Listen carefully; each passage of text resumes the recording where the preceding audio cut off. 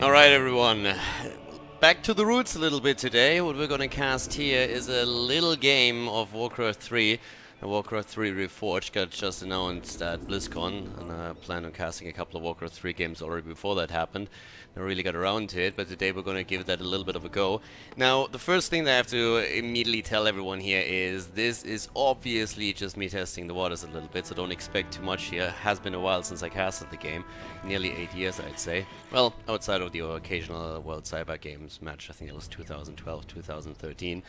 Be it as it may, we are currently here on a map. This has been played in one of the tournament qualifiers, and this is EnTe as Undead going up against Cash as the Orc player up to the top right here. So we're gonna check out how that's gonna work out. I mean, first of all, the first thing, a couple of things just stay the same. We're gonna go straight into a Fiend's build here on the side of the Undead player, starting with the Crypt, heading straight into the Altar, Z, and then of course the Graveyard here as well. So we're gonna go into Fiends, and on the other side, some things really don't change, a Blade Master. So that bad boy here is going to try and especially get a couple of claws if he can and become a beast in the backline.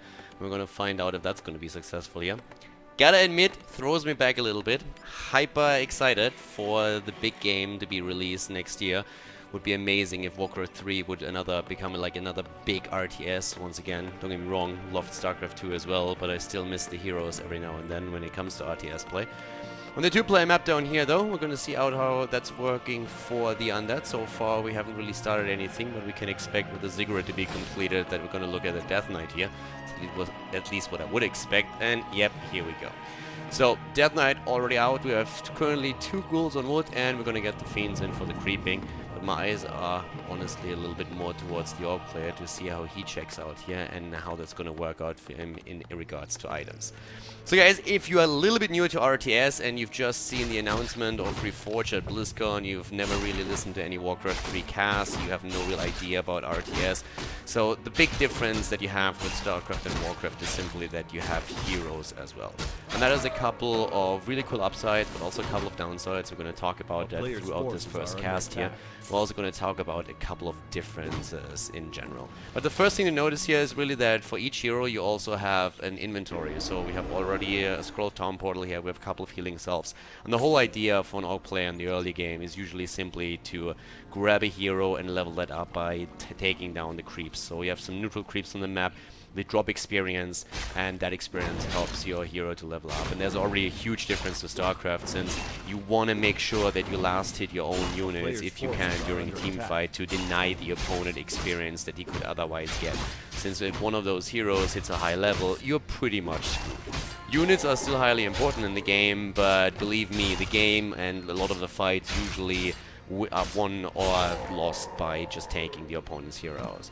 So we're gonna have up to the top the Blade Master. The cool thing about that bad boy is that he pretty much can solo a lot of the camps with smaller creep camps by himself, especially if you have an Orc shop and you're already able to get a couple of healing selves here.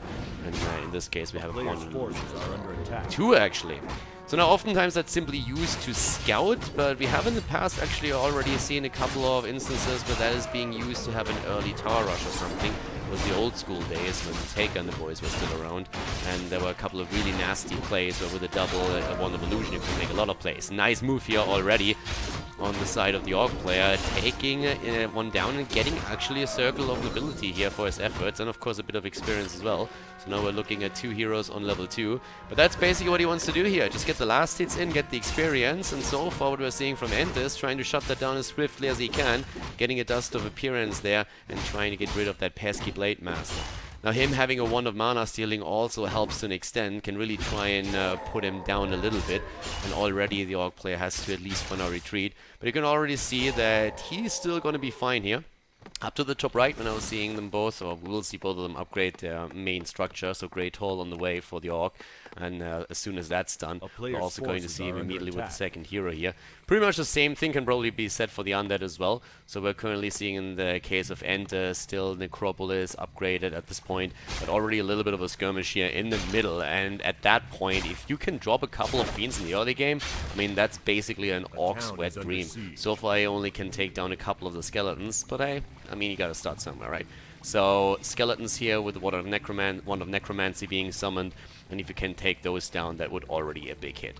But yeah, so there's a couple of interplays that we're going to see right now, and one of the things that really happens after the early stage is that the Orc player would be really interested in taking a few of these units down, and ideally just to deny the creep to the Undead player, because those death calls on level 3, later on if you play Lich second, Nova on level 3, that pretty much hurts. And your whole idea as an Undead player is just simply nuke the shit out of your opponent, especially when you have a Blade Master on the other side.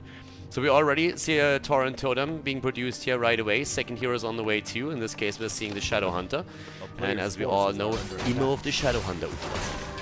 A little bit of nostalgia, apologies. Level 3 Death Knight now on the side of EnTe, and looking over to our Orc player. So you have to be a little bit careful with the Blade Master right now. You're already on half HP. Mana is also not really a big thing right now, so you can still try and get a couple of hits in, especially against the Gnoll Overseer here. But you have to make sure that you're not getting focus fire by your opponent. And here comes another really big thing that we already see with the Grunt here. So you always have to pull units out. You have this in StarCraft 2 to an extent as well, but here it's really important to deny experience to your opponent. And since we have a lot less units to take care of, nice kill here against the Fiend, you want to make sure that you really micromanage your units as well as you can. Now the top supply in this game is at 100, and you have a couple of like mechanics that come, or a couple of just like game mechanics that come into play with it as well. So as long as you stay below 50 supply, you don't pay any upkeep. That means while you're harvesting gold and while you're harvesting wood, you get the full amount delivered by each worker all the time. But as soon as you cross 50, you're all of a sudden in very different territory, because that means that you are getting a bit of a malus against your income, and it even increases once you go past 80. So there's low upkeep and high upkeep. So basically you want to make sure that once you really commit to going into low high upkeep, that you're also doing something with these units. You want to establish some map control, you want to try and deny an expansion to your opponent, maybe secure one for yourself. So you always have to balance, especially the economy, pretty much. So Lich second now. Lich, as I said before, as a Frost Nova that usually spec into pretty early. Depends a little bit on what you're up against. We're also seeing quite a lot of plays where you are just trying to make sure that your opponents slow down here. On the other hand, we're seeing just Spirit Walkers being used. And this is normally what happens once you have the second hero. So you see the Blade Master pretty much trying to tail the Undead army as much as he can, and just pretty much piss the Undead player off. It's kind of your job at that point. In an ideal world, through the creeping in the early game, you already got a couple of stat boosting items, ideally claws of attack, so that you get more critical hits, and like we just saw there. And bam! One Fiend down already, as we are seeing the Orc player just making short and quick process of a couple of these units. But the Raiders that we're having in the move still not down, and those ensnares can pretty much hurt. Another Fiend going down already, and EnTe needs to be really careful here, trying to get a couple of hits in by himself, but the Orcs just like rushing this one down. Another ensnare hits home, and that's very likely another Fiend. Great hacks here on the DK, making sure that he can't coil the Fiend, and that's just another kill confirmed here, and that's also pretty healthy here for the Shadow Hunter, who's already at 2.5. The hexes coming through, and also of course the healing cells, but at this point we're actually seeing a little bit of action here by EnTe himself, trying to get those hits in and maybe delivering at least a few of those runs. One about to go down, but not sacrificing the mana just yet, as the Lich is still under pressure, and that's where the Death Coil lands immediately. But now with the Squall of Speed, we're all of a sudden seeing a pretty big play here for the Lich. Another coil comes through, just barely, as the Blade Master is already in the Windwalk, trying to deliver another critical. Oh, and the Raider coming through. That's bad news for EnTe, and immediately Townfall is being used by him here. Good choice to pull that off. Doesn't lose the Fiend here in the end. Well, that was a clutch call right there. I mean, with that Blade Master or in Windwalk, you could have lost another Fiend for sure. And I mean, at this point, when you look at the Undead player, we have 33 supply for him. We're looking at 40 for his opponent. And we're now seeing a couple of additional Raiders already being produced for him. Now, one of the important parts is that both of the players are still on one base. Compared to StarCraft 2, you expand a lot less in WarCraft 3, and especially Undead players oftentimes one base for a long time. There's another thing that you can actually use. You play around with the aggro a little bit, so when you have the Goblin Observatory right over here, you just aggro the units over and make sure that you have a bit of an easier time taking them down. And one of the things that we're now seeing with the Lich is that he already has an Orb of Corruption and that he has a Claws of Attack +6. Now those claws, that's something that our Orc player would have really loved for his Blade Master, but it's pretty devastating on Lich as well, especially with an Orb of Corruption. Whole idea just being that he becomes the machine gun that just rattles everything down. Statues being built, and then wants to go for destroyers here, already using the Wand of the Wind here to save at least a few of the units. Nice save here on the, well, for a long time being that Raider was nearly about to be safe. Goes down in the end, but the statue also taken down. Ethereal form for the Spirit Walker, and looks like those grunts this time won't be able to move away that quickly. Orb of Corruption coming through, and a pretty quick trade that we have here, but we also have on the other side the Orb of Lightning already taken. That Beastmaster is becoming pretty annoying. Good coil here on the Raider, goes down immediately, and now we're just seeing how for the Orc it's actually time to hightail it out of there. Another Windwalk, but there's very little they can do. Third hero coming in, actually going for the Alchemist and trying to get the armor reduction in. Gets that immediately and tries to focus down a couple of the Fiends again. The healing salt's already coming through here, and the healing wave as well. But at the same time, it really looks like we're seeing EnTe starting to lose a little bit of ground here, trying to put the Blade Master under pressure. Mana is still there, but not enough to really get the full combo off. Has another coil ready, but at least with the Orb of Corruption, he can start to focus fire down the Blade Master a little bit more. And now we are seeing him already hightailing it out immediately, since another coil would very likely be close to finishing him off. But that Lich doesn't look too healthy either. Coil saves him for another sick. Kodo comes in as well, but that's actually a lot of trouble. Even with the Frost Armor here, that's already spelling trouble here. But the Blade Master himself, Potion of Lesser Invulnerability, just dropped at the last second here, and he might be able to get out, but we already have at the same time a Dark Ranger coming into play, and the first Destroyer is here for EnTe, who's all of a sudden starting GFJs. Nice body block as well. Kodo just a little bit too fat for comfort here. Needs to go a bit more to the gym and get that cardio in, because that's going to happen a lot more often. Good kill here again, and EnTe actually establishing a little bit of map control for himself. Job well done. Well, we're seeing up to the top right now, a bit of an attempt to just get those units back to speed. Now, Blade Master on 3, as we said before, and the same is also true for the Shadow Hunter. But those additional camps that we just saw with the shops being cribbed, that's actually really helping EnTe here. Now, the Dark Ranger doesn't really have any units, any items just yet, but that silence alone is going to be brutal later. And you can already see that the Potion of Greater Healing was moved over to the Lich. He's one of the main targets. He's pretty squishy, so you need to be careful that you keep him alive. And since there is a Shadow Hunter on the other side, your whole thought process is really what happens if I miss a coil, a death coil to keep my Lich alive because the Shadow Hunter hexes me, for example. So in that case, you're going to play around that pretty heavily. Strength item for a little bit longer on the decay would have boosted his HP, but in this case you just want to get the money and make sure that you get another Wand of Necromancy. In those fights, despite the fact that we're having already a Spirit Walker on the other side with the Dispel, you still want to make sure that you're having a couple of extra units. And now the creep contest is already on, and the Orgalot on level 7 drops a shit ton of good items. That's exactly what we're seeing here right away. So we have now already the Cloak of Flames taken, and as you can see, it's not really so much about the experience right now for him. It's more so a question of, hey, can you actually just like take the item and make sure that you're not getting attacked or creep-jacked by your opponent as a movement. But that's pretty brutal items here. So you have AoE damage, you have the Blade Master with a bit of the boost in stats, and you're also seeing the Orb of Lightning. So the higher he gets, the more damage that bad boy is going to dish out. And especially on level 5, he's going to start becoming a monster. On the other side, the Hook of Cunning taken. Now agility and intelligence helps at least the Lich a little bit, but it's not quite what we're really looking for here. In an ideal world, you would drop an aura on the side of them. There's a couple that you really love to play here. Hilarious Flute and stuff like that. But I mean, no matter what, Mana, for example, Mana Khaldor's Pipe of Insight, another amazing item if you're playing Undead in particular, simply because you can spam those nukes a lot more often. But this is what a lot of Warcraft 3 is about in this part of the mid-game. You're trying to creep the map, trying to make sure that your opponent doesn't really get too far ahead of you here in the hero levels. But at the same time, you're also thinking, okay, can I at any point here maybe go and expand? Book of the Undead, apparently here on the side of our Orc, and with that we're now seeing him already trying to get into the back of the base. That's a real problem when you're playing Undead, because those Necrolytes are actually in a really vulnerable spot, and that can really become a huge problem for you if a Blade Master starts to get into that back of the base. But normally it's something that Orc players also try to do in the early stages of the game. If you can destroy an Undead's economy, then you're in a really good spot.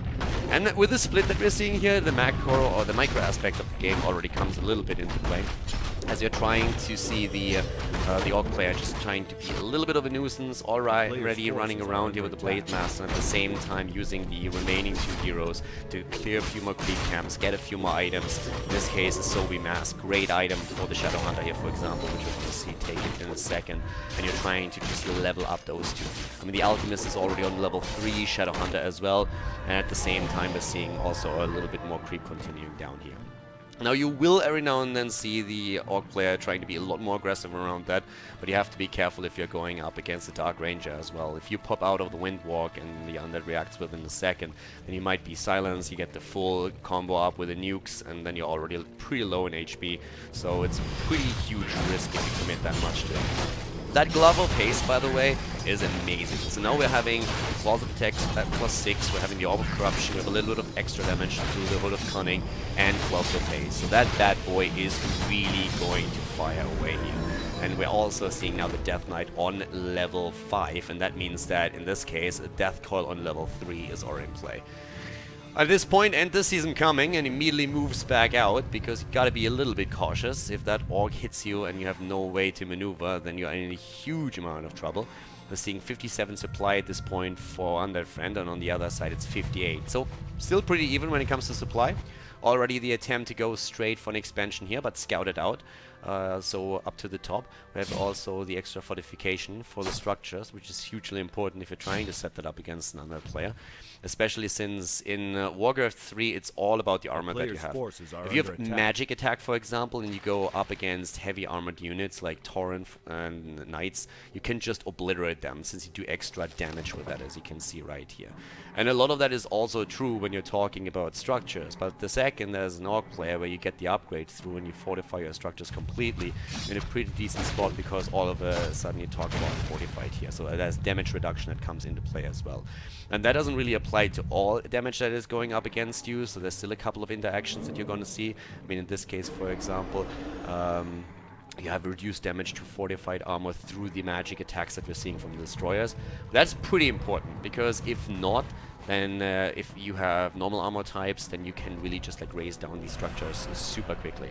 So in this case, what you're trying to do if you're the Orc player, you're just attempting to delay the attack a little bit. You're already speccing into Troll Berserkers as well. As you can see, we have the extra damage to the War Drums of the Kodo, we're having the Spirit Link, thanks to the Spirit Walkers here. So it's all about trying to distribute the damage a bit. But we have only one turret hit so far to the top. It's really just balancing when you can expand how much resources you have and what you're spending them on. Now the Kodo can also devour a unit. That's normally what you're trying to do against like heavy armored units. You're trying to do that against, let's say, for example, an Abomination. But a Fiend will do in a pinch as well.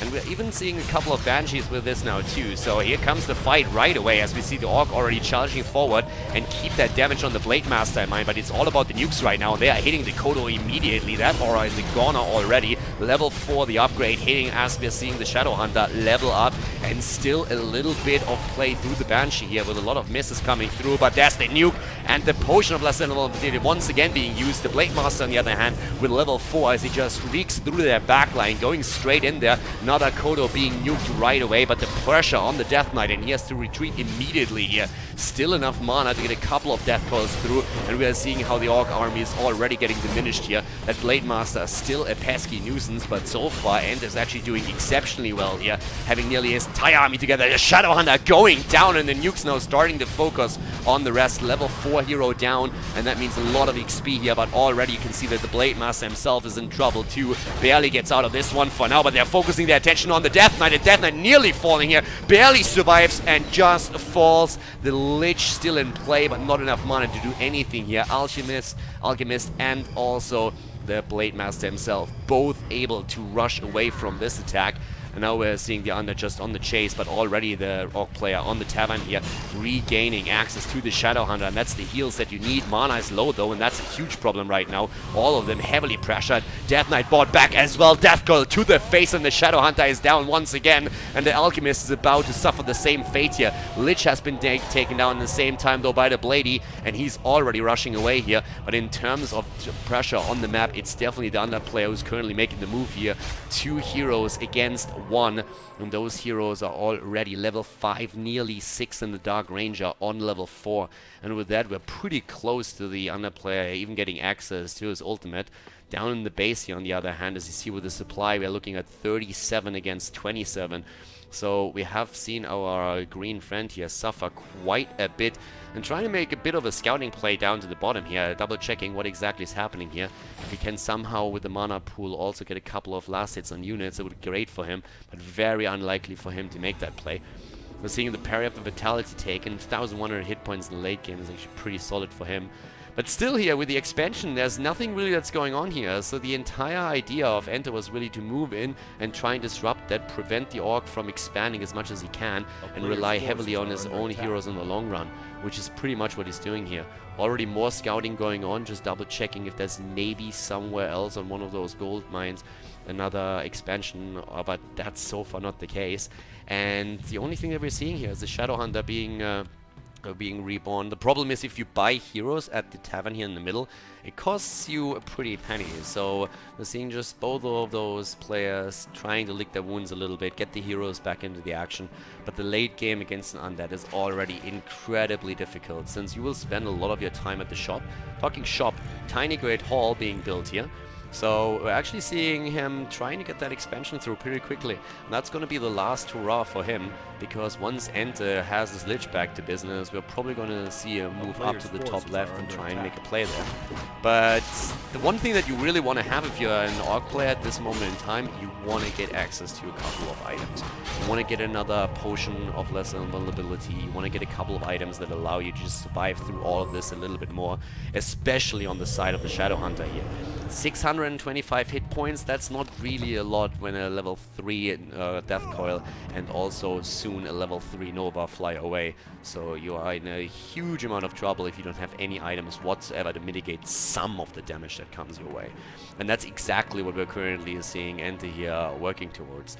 But he's of course on a timer here too, because at this point we already see that there's starting to become a little bit of a difference when it comes to the income thanks to this expansion. So the next attack has to be successful. We already see him unsummon a couple of his structures so that he gets a little bit of gold back.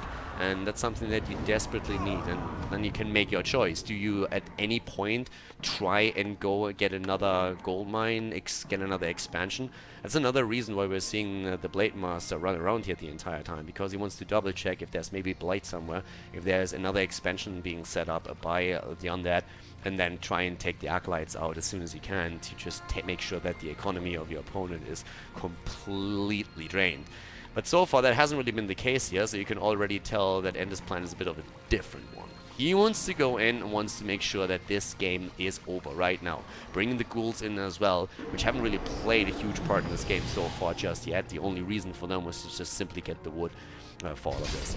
Already, damage on the Blade Master, and that's a really early potion of lesser vulnerability that had to be used here. Huge problem already. Burning that without getting anything out of it is a massive, massive issue. And now we're seeing EnTe just focus straight away on that one watchtower that we have there, but the attack is soon to come, and the only question is now how we're going to see that play out. Is there going to be a town portal that's going to be used and he portals in? But that final battle is not going to be pretty for the Orc by any means. Already 3 Banshees in play, the silence, the nukes, and it looks like he's just going to let this one go. Level 6 already on the Death Knight now, and as we said before, 4.5, getting closer to that level 3 Nova.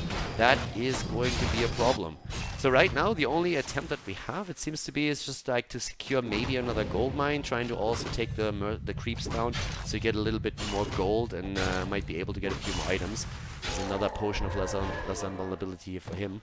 One of the big problems that we're now currently seeing for him is that we're actually seeing the Lich with the same play. So both of the players now with some of the potions, and that will help the Lich survive for a lot longer. It makes it really hard for the Orc now to also like take one of the heroes down, since normally you're truly trying to time your attacks around the X, but now you can't just simply make sure that the Death Knight doesn't have an impact here. You have the Lich to deal with too, who has the potion of lesser invulnerability and can sustain himself, so to say, through the entire time period, and that's going to be the case. Supply is already dropping, and this is going to be the final battle here. I love the Shade play here too, just seeing exactly where that Blade Master is, getting a couple of scouting information and already going in. Destroyers dispelling, getting the extra energy. Kodo again, first attention here to it, but not focused down too quickly, and that Blade Master is actually doing some pretty good work in that backline. Kodo needs to fall and will soon, but the same is also true for the Shadow Hunter. Healing wave barely coming through here as we're seeing the Blade Master work on the Destroyers. One down in a second about to fall, but so far we're actually seeing EnTe do some serious damage to that backline, getting the Kodo down, and most of those Troll Berserkers are also about to disappear. But, whoa, one kill on the hero here, and the Dark Ranger is dead. Blade Master with the Alchemist now pressuring heavily, and EnTe needs to be super careful. He's trying to pressure the Blade Master. He used Potion of Lesser Invulnerability already a little bit earlier, but went to the shop and bought a second. Both of the heroes, all three of the heroes on the Orc side though, incredibly low, but the statues are about to be down, and here come the nukes. Potion of Lesser Invulnerability is through, but that Death Knight has another Death Coil in him and is already waiting for it. Potion is gone, and here comes the Death Coil, and down he goes. Blade Master is dead, and that's GG and well played as we're having EnTe win that game. So I hope you guys enjoyed that a little bit. It was a little bit fun getting back into it. Drop me some comments in the comment section if you liked it. And yeah, we're going to throw a WarCraft 3 commentary in every now and then. Going to work on that a bit and then see how the game goes, especially as WarCraft 3 Reforged is coming a little bit closer. But yeah, it was kind of fun. Again, I hope you didn't expect too much here. It was the first one for a long time, but I'm definitely going to check out if we're going to drop a couple of WarCraft 3 replays every now and then onto YouTube. Thanks for watching, everyone. If you enjoyed the show, make sure that you hit the sub button, and if not, yeah, then hit the like button or whatever. Enjoy your week. See you guys soon. Have a good one.